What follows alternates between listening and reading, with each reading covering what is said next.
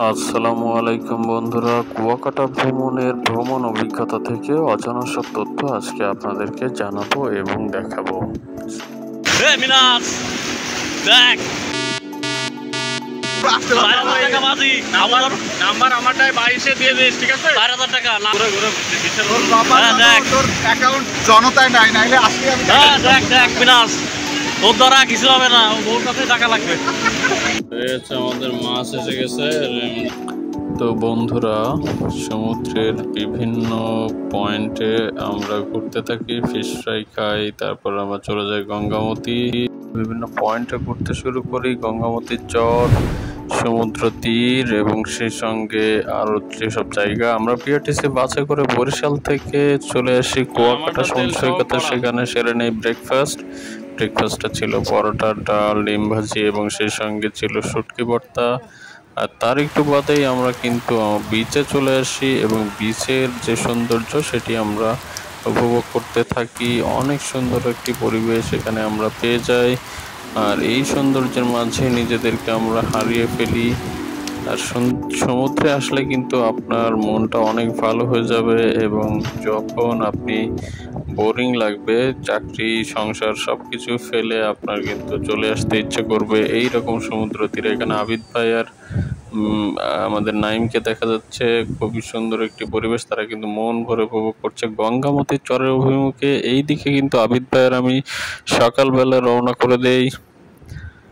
আর গঙ্গামতির চরের পরিবেশটি দেখুন, অসাধারণ একটি পরিবেশ। কিছুক্ষণ পরে আমার মাথার থেকে আমার যে ক্যাপটি সেটি খুলে পড়ে যায়, আর তার কিছু বাদে আমরা কিছু ফটো সেশন করি, আর সেই ফটো সেশন করে আমরা চলে আসি। ঢেউর ফলে আপনার হচ্ছে প্রতিনিয়ত যে আঘাত আনার ফলে এখানে উপকূলীয় অঞ্চলে অনেক জায়গা আপনার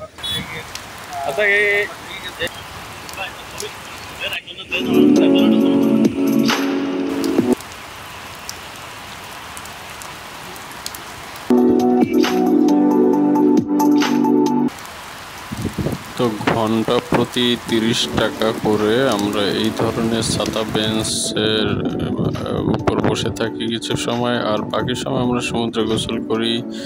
আমরা এখানে একজন পর্যটককে পেলাম, তো কথা বলবো ভাইয়ের সাথে। প্রিয় দর্শক, তো কুয়াকাটা এটা হচ্ছে লেবুর চর, লেবুর বাগান। সেখানে এসে এখানে একজন দর্শক ভিজিটরকে পেলাম।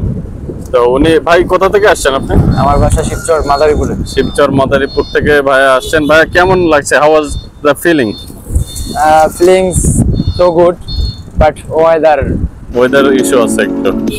আর এখানে কি আগে এসেছিলেন আপনি ভাইয়া? হ্যাঁ, আমার এটা নিয়ে 6 নাম্বার। এইবার ছয় নাম্বার। আচ্ছা, আরেকটা বিষয় বলি যে আগের যে এখন কি কি পরিবর্তন দেখছেন আপনি?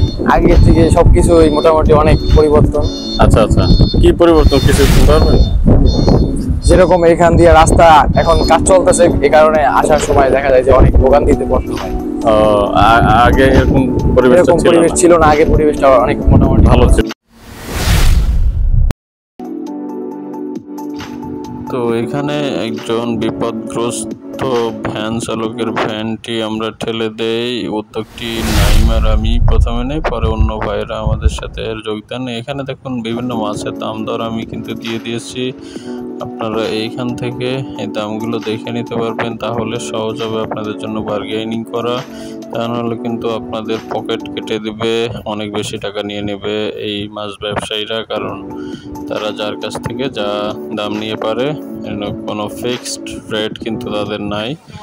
আর আমরা যে মাছগুলো খেয়েছি সেগুলো আপনারা দেখুন অনেক সুন্দর ছিল, চিংড়ি, রূপচাঁদা এবং সেই সঙ্গে আমাদের লাক্কা, স্যালমন মাছ সবই অনেক সুস্বাদু ছিল। আমরা খুবই মজা করে খেয়েছিলাম এবং এইগুলো অবশ্যই আপনারা খাবেন। এই যে এখানে ভেঙে গিয়েছে, কিন্তু কুয়াকাটার সমুদ্র সৈকতের যে দর্শনীয় জায়গা সেগুলো কিন্তু কোনো বিনষ্ট হয়নি, অর্থাৎ যারা গুজব ছড়াচ্ছে তাদের থেকে সাবধান থাকবেন। এখানে রাখাইন মার্কেট দেখুন, আর এই বরিশাল রোডে বড় পুকুরের পাশে কিন্তু একমাত্র এটিএম বুথ পাবেন, সেখান থেকে আপনারা টাকা তুলতে পারবেন। আর এখানে একটা পুরনো নৌকা, এই নৌকায় করে কিন্তু রাখাইনরা এসেছিল মায়ানমার থেকে।